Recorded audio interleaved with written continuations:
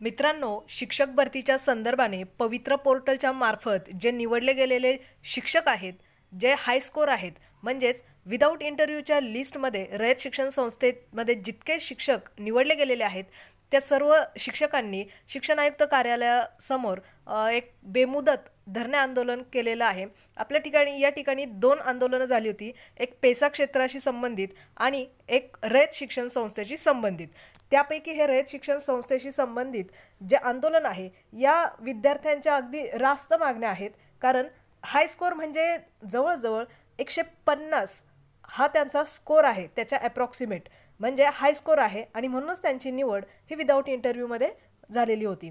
तर फेब्रुवारी महिन्यामध्ये त्यांची लिस्ट लागली आणि आता ऑगस्ट महिना चाललाय, तरी सुद्धा त्यांना कुठल्याही प्रकारची नियुक्ती मिळालेली नाही। म्हणून या विद्यार्थ्यांनी या ठिकाणी आंदोलन केलेलं आहे आणि खूप रास्त अशा मागण्या आहेत। फक्त आम्हाला नियुक्ती द्या, एक तर रयत शिक्षण संस्थेमध्ये आम्हाला नियुक्ती द्या आणि रयत शिक्षण संस्थेमध्ये नियुक्ती देता येत नसेल तर आमचा समावेश स्थानिक स्वराज्य संस्थांमध्ये करा। इतकी साधी आणि सरळ या विद्यार्थ्यांची मागणी आहे आणि त्यासाठी हे आंदोलन करण्यात आलेलं आहे।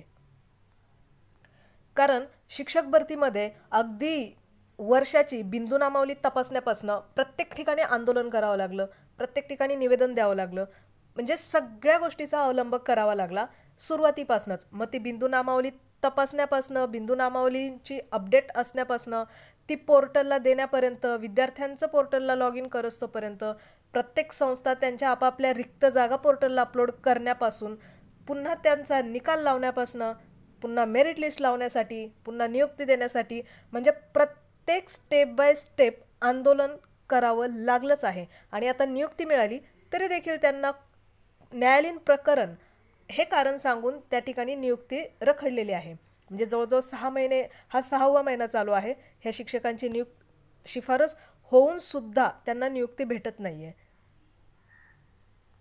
कारण रयत शिक्षण संस्थेवरती दोन्ही साईडने केस आहे, एक म्हणजे जे ऑलरेडी शिक्षक म्हणून त्या ठिकाणी काम करत होते त्या शिक्षकांची, आणि जे पवित्र पोर्टल मार्फत निवडले गेलेले शिक्षक आहेत त्यांची, म्हणजे रयत शिक्षण संस्थेवरती दोन्ही साईडने केस दाखल आहे।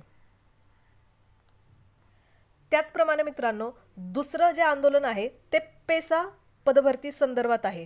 परंतु पेसा पदभरती ही ऑफलाईन पद्धतीने होते आणि जशी नॉर्मल पवित्र पोर्टलच्या माध्यमातून बाकीच्या विद्यार्थ्यांची नियुक्ती होते, आता फक्त ऑफलाईन पद्धत हा एकच फरक आहे, नाहीतर हे सुद्धा विद्यार्थी टेटच्या माध्यमातून, स्कोरच्या माध्यमातूनच निवडलेले असतात। आता या विद्यार्थ्यांची मागणी काय आहे, ह्या पेसा क्षेत्रावरती, या संवर्गावरती देखील भरतीवरती केस चालू आहे।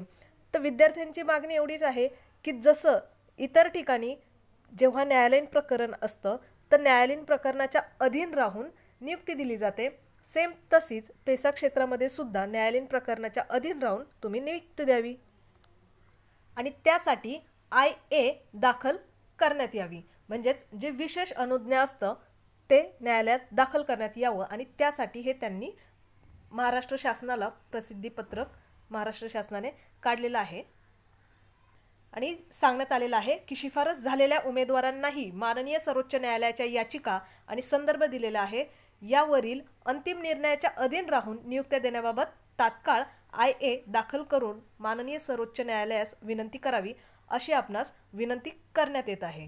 आणि हे जे पत्र आहे ते बाकी सर्वांना पाठवण्यात आलेलं आहे। कारण दोन्ही गटामध्ये म्हणजे पेसा क्षेत्रामध्ये सुद्धा विद्यार्थ्यांची निवड झालेली आहे आणि नियुक्ती मिळालेली नाही, तसंच रयत शिक्षण संस्थेमध्ये देखील विद्यार्थ्यांची निवड झालेली आहे आणि त्यांना देखील नियुक्ती मिळालेली नाही। म्हणून या ठिकाणी शिक्षण आयुक्त कार्यालयासमोर बेमुदत धरणे आंदोलन हा पर्याय या विद्यार्थ्यांनी निवडलेला आहे, ते त्यांच्या हक्कासाठी या ठिकाणी लढत आहेत।